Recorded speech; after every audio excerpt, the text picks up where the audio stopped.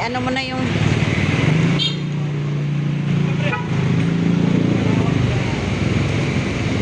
alam mo naman, Nay, kung saan ka ano na Ay, yung ano dito.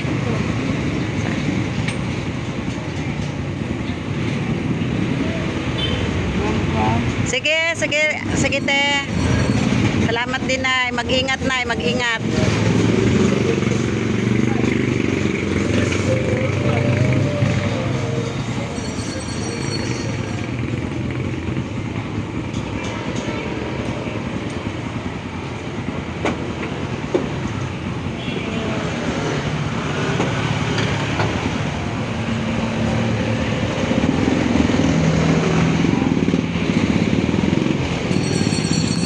Kanina ko pa ito nakikita naglalakad. Ano sa'yo, Nay? Para makano ka. Ano sa'yo? Anong gusto mo? Ha? Ano? Saan ka?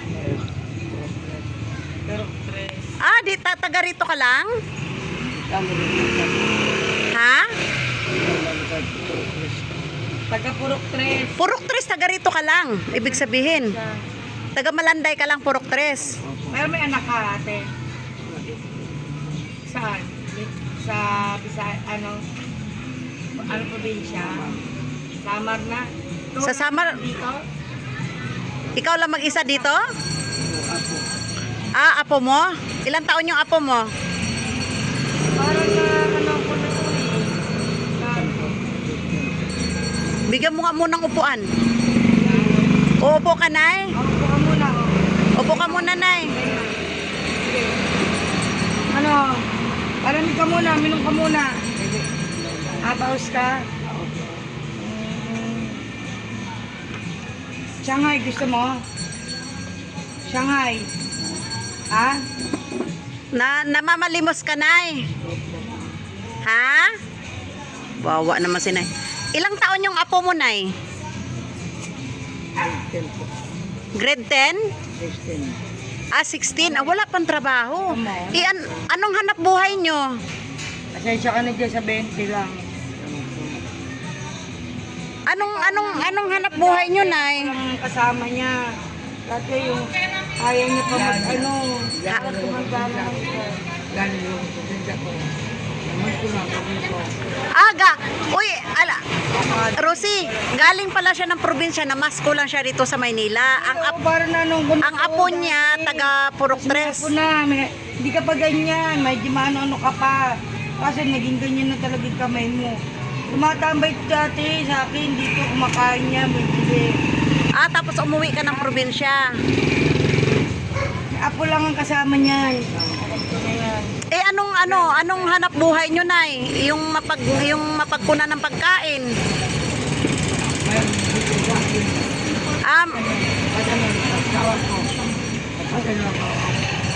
Na? Patay na ako ng asawa. Patay na asawa mo? 2021 namatay asawa mo. Ngayon dalawa lang kayo ng apo mo. Anong hanap buhay na pangkain nyo? Yan po siya. Kaya nangyayari siya sa apo. Anak ko lang ba ito? Basket. Sa? Gabi ba uwi siya? Madaling araw. May anak ka pala nagtatrabaho. Okay. In-house lang siya. Hindi ako. Pag-litik. Huwag ka rin masyadong maglalayo, Nay. Baka mamaya... Init! Nag-aangga! Oo, baka mamaya ma-stroke ka. Na-stroke ka na nga eh. Ang init! Naglalaki. Malayo na yung nalakad mo Ang bukol ko sa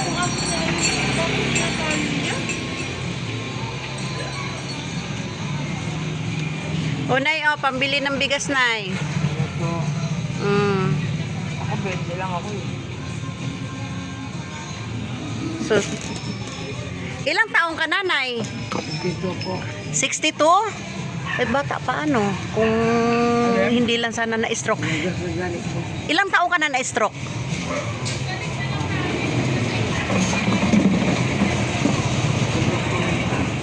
Ay, 40 plus ka pa lang nung na-stroke. Tapos 2010, meron nagawa.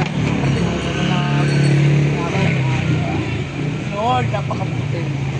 Number 5, 3, 1 kaya ako. Biro mo, 40 plus pa lang siya na-stroke. Ngayon, 62 na siya. Stress ko sa anak ko, nga, lalaki na, laging Nagbibisyo. at ngayon nagiinom. Bakit ka kasi, ako din ang anak ko na ganyan din. Pero huwag mong stressin yung sarili mo.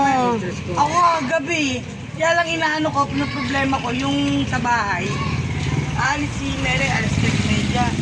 Magising ko, walang ilaw. Parang nano ko. Ay, Ako din, ano ko. Naano ko ba? Wala. Puta, pag nakita ko sila dalawa eh. dahil iyang pagka-stroke mo dahil sa galit mo sa anak mo. Ay, dahil sa galit sa anak niya, kaya siya na-stroke ng ganyan. Ay, kawawa naman. O parang ano ko na talaga. Parang narinig ko na yung ganyang kwento dito. Barangay po, beneso sa trabaho ko sa amang barangay. May hanap ko At sa beneso ba nyo? Trabaho ko doon sa amin. Nakawala na yung pagkakakita. Kaya ang hirap talaga kapag Ito na ako sa trabaho, ito na ako sa trabaho. yung Hindi naman ako mag-ano, huwag ka. walang pagtimbang sa bata. Yun ang trabaho mo sa barangay dati, nagtitimbang sa mga bata. Oo nga parang. Kaya nga parang ang nakikita ko siya noon Doon, di ba? Sa may Bulelak? Oo, sa Bulelak ka ba? Sa Bulelak, saan ka ba? Oo. Ano pala, Ay, ako na yung 20 na ate. na-stroke siya dahil sa konsumisyon niya sa anak niya. O, barya na lang. O, wag na. Okay na yun, binigay mo okay na yun. Hindi, bibigay ko sa Bi- 50 sa clinic. Binigyan ko rin naman na siya na. Kawawa naman, kaya Nay, lesson learn. Huwag kang masyado magpaka-stress sa anak mo. Kaya tignan mo. Wala na. Ayun na naging, siya nagkaroon ng lesson talaga. Mm-mm. Hindi ka rin lang naman ayos yung anak mo, pabayaan mo. Kaya nga. Wala sa kanila. Huwag ka nang umiyak. Sige na ako na ano pa. Huwag ka nang umiyak, kaya mo na yan. Huwag ka nang umiyak, Nay. Huwag ka nang umiyak kasi andyan, ayan na yan Huwag ka magpapa-stress. Ako, Diyos ko, Lord, thank you. Ibuti na lang, malawak pa rin ako. Bibigyan pa rin ako ni Lord ng nung sagana pa, isip ko, wala akong pangulo sa asa. Alam mo ba yung merong hingi po ang Panginoon na paglabas ko, binigyan ako ng 1,000. Blessing, awit! Huwag ka nang umiyak, Nay, kasi ayan na yan Kapag gagandong wag kang... Huwag kang maglalabas ng ganito kainit. Wawa naman, dahil sa galit niya sa anak niya, nagkaganyan. Kasi nga, yung anak niya may trabaho nga, kaso lang hindi makatulong sa gastusin sa bahay. Nagdadaldal siya na ano yung galit niya hanggang sa na-stroke siya. Meron ka na pambili ng Pasensya mo na ha. Ay, sinong pangalan mo? Umaga ka nagaganyan. Sinong pangalan mo, Nay? Ibig ko. Piding? 62 years old, 40 plus pa lang siya na-stroke. Ang tagal na. Ang tagal na. Kaya basta, Nay, ganyan na lang. Huwag kang masyado magpakapagod din.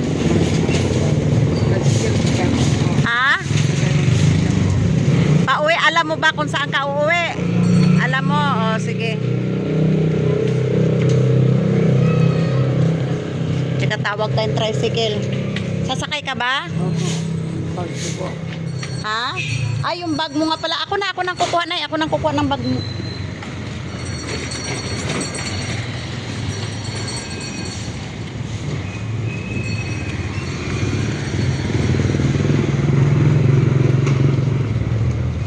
Rosie, sasakay daw siya ng tricycle. Oh. Ah, Sakay siya. oo. Sakay ka. Basta na yan lang ang anuhin mo. Huwag ka nang magagalit sa anak mo. Kung magbigay, magbigay.